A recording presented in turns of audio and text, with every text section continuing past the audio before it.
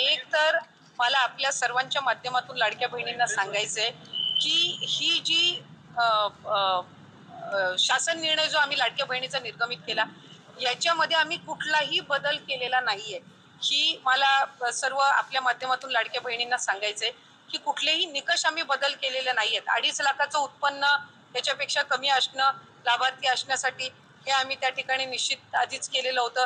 दुचाकी वाहन असावं, 4 चाकी वाहन नसावं हे आम्ही त्या ठिकाणी निश्चित हे केलेलं होतं। ते राज्यातल्या रहिवासी असाव्या, सरकारी नोकरदार नसाव्या, हे जे सगळे निकष आहेत हे पहिल्या शासन निर्णयामध्ये निर्गमित केलेले आहेत। त्याच्यामध्ये कुठलाही बदल आम्ही केलेला नाहीये।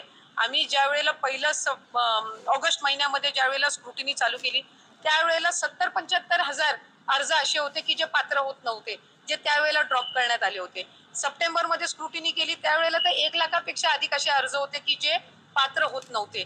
त्याच्यानंतर ऑक्टोबर महिन्यामध्ये सुद्धा त्या पद्धतीनं होतं। त्यामुळे अशा पद्धतीचं लाभार्थ्यांची संख्या कमी जास्त होणं हे काही अचानक केलेलं आहे अशातला काही भाग नाही। आणि निकषांमध्ये काही तक्रारी ज्या ऑक्टोबर, नोव्हेंबर, डिसेंबर महिन्यामध्ये ज्या प्राप्त झालेल्या आहेत, जे एका ह्याच्यावरून 2-2, 3-3 वेळा लाभ घेत आहेत अकाउंट्स मधना, किंवा ज्यांच्या 4 चाकी वाहन आहेत पण तरी सुद्धा ते अशा जे काही कंप्लेंट बेस्ड आहेत त्या संदर्भातली चौकशी करून त्यांचा आधीचा कुठलाही लाभ आम्ही त्यांच्या अकाउंट मधून परत घेतलेला नाही। अशा पद्धतीचा कुठला निर्णय झालेला नाही। फक्त क्रॉस व्हेरिफिकेशन मध्ये जे पात्र ठरत नाहीयेत त्यांना त्या महिन्यापासूनचा लाभ हा बंद करण्याच्या दृष्टिकोनातून आम्ही त्या ठिकाणी ही पावलं उचललेली आहेत।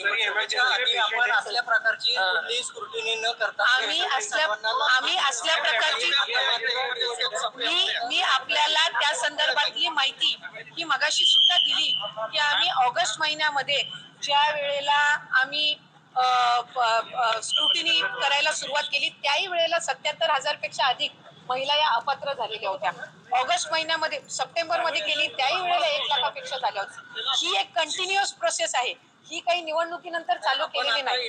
आता आरटीओच्या माध्यमातून कशी स्क्रुटिनी करतायत कडक अशी त्या काळात न करता सरसकट लाभ दिले। त्या काळामध्ये दादा असतील, देवेंद्र फडणवीस असतील, एकनाथ शिंदे साहेब असतील, हे सांगत होते की कुठलीही महिला त्यापासून वंचित राहणार नाही। प्रत्यक्षात आता मात्र सरकार स्क्रुटिनी आणि जास्तीत जास्त महिला, मला असं वाटतंय की काही विरोधक आणि काही माध्यम अशा पद्धतीचा अपप्रचार करत आहेत। या आधी सुद्धा 2-2.5 लाखापेक्षा अधिक महिला ज्या निकषामध्ये बसत नव्हत्या त्या अपात्र झालेल्या आहेत, पण त्यावेळेला त्या संदर्भातली दुर्दैवानी माहिती ही त्या ठिकाणी माध्यमांकडून दिली गेली नाही। आता ती योजना यशस्वी झाल्यानंतर या संदर्भातला एक अपप्रचार केला जातोय की आताच ही स्क्रुटिनी चालू केली आहे। ऑक्टोबर मध्ये पण झालेली आहे, डिसेंबर मध्ये पण झालेली आहे।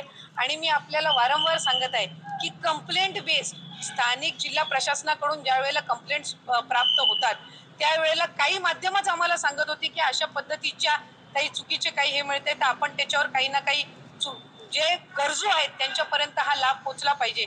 त्यामुळे सप्टेंबर, ऑक्टोबर महिन्यामध्ये पण ही अशा पद्धतीची व्हेरिफिकेशन झालेली होती।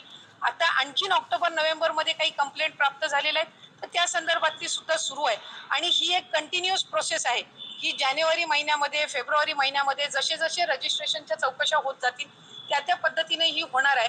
आणि आम्ही कुठल्याही गरजू महिला आणि जी पात्र आहे योजनेसाठी तिला आम्ही कधीही लाभापासून महायुतीचं सरकार वंचित ठेवणार नाही।